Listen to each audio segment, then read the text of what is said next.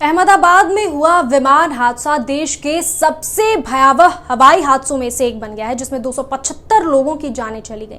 मरने वालों में विमान के यात्री और मेडिकल कॉलेज की इमारत में मौजूद छात्र व डॉक्टर शामिल हैं।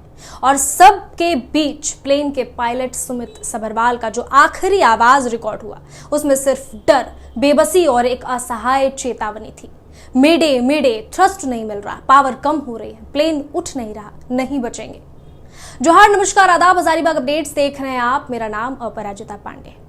जैसे जैसे अहमदाबाद प्लेन हादसे की जांच आगे बढ़ रही है, कई अहम जानकारियां सामने आ रही हैं। पायलट सुमित सबरवाल द्वारा एयर ट्रैफिक कंट्रोल को भेजा गया आखिरी मैसेज सामने आया है। सिर्फ 4-5 सेकेंड्स के इस संदेश में पायलट ने बताया कि विमान को पावर नहीं मिल रही और उसने चेताया, प्लेन उठ नहीं रहा, नहीं बचेंगे।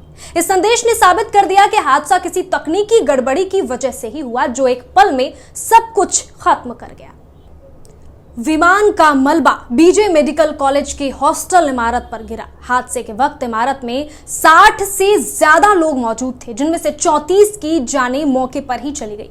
कुछ लोग तो गंभीर रूप से घायल हैं और अस्पतालों में भर्ती हैं। इस फ्लाइट में कुल 242 लोग सवार थे, जिनमें से 12 क्रू मेंबर्स भी शामिल थे। अब तक की जानकारी के मुताबिक सिर्फ एक ही यात्री की जान बची है।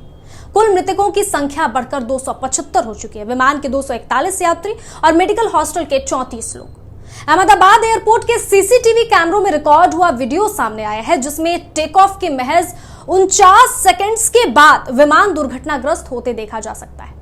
डीएनए पहचान जारी है। परिजनों की आंखों में इंतजार है। अब तक 220 लोगों के डीएनए सैंपल लिए जा चुके हैं और 7 शवों की पहचान हो चुकी है। कुछ परिजन अब तक सैंपल देने नहीं पहुंचे हैं, जिसकी वजह से कुछ शवों की पहचान भी अब तक बाकी है। अस्पताल परिसर में पुलिस की सख्त निगरानी है और केवल अधिकृत लोगों को ही अंदर जाने दिया जा रहा है। प्रधानमंत्री नरेंद्र मोदी ने शुक्रवार सुबह ही घटनास्थल और सिविल अस्पताल का दौरा किया।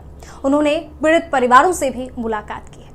इसकी जांच NIA, Gujarat police, AAIB, DGCA, UK AAIB, NTSB, USA, FAA, ये सभी तकनीकी सुरक्षा और आपराधिक पहलुओं से जांच कर रहे हैं। हादसे में गंवाने वाले यात्री रॉजर क्रिश्चियन के माता पिता ने कहा, हम अपने बेटे और बहू को तो खो चुके हैं, लेकिन हम चाहते हैं कि ऐसा हादसा फिर किसी और के साथ ना हो। सरकार से अपील है कि जो भी दोषी हो उसे बख्शा ना जाए।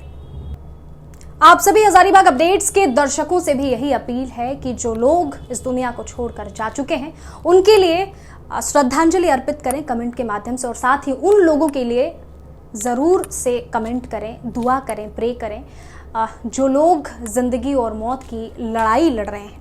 साथ ही साथ ये वीडियो अगर उन लोगों तक पहुंच रही है जो छोटे से लेके बड़े स्तर तक जिस भी तरह की टेक्निकल जांच वाले ओहदे पर हैं, चाहे वो वाहन जांच हो या फिर विमान जांच हो या इस तरह की कोई भी चीजें, आपके कुछ और सेकंड्स, आपके कुछ और मिनट, आपका थोड़ा सा डीपली गहनता के साथ किसी चीज की जांच कर लेना और उसके पश्चात उस चीज पर हस्ताक्षर करना ऐसे हादसों को रोक देगा, उस पर फुल स्टॉप लगा देगा। और सरकार और जो जांच की टीम है, उनसे यही अनुरोध है, जैसे सभी लोग अनुरोध कर रहे हैं, कि जो दोषी हैं वो बख्शे न जाए। अब लोगों को रूह कांपते हुए शरीर के साथ विमान में दाखिला न लेना पड़े। कदम जो एयरपोर्ट की तरफ बढ़ते हैं वो लड़खड़ाए नहीं, डॉक्यूमेंट्स लिए हुए हाथ कांपे नहीं जब जांच हो रही होती है विमान में चढ़ने के पहले। और इसी के साथ अब इजाजत चाहूंगी। आप लोगों को भी अगर कुछ डिटेल पता हो इस विषय में तो जरूर कमेंट करके बताएं।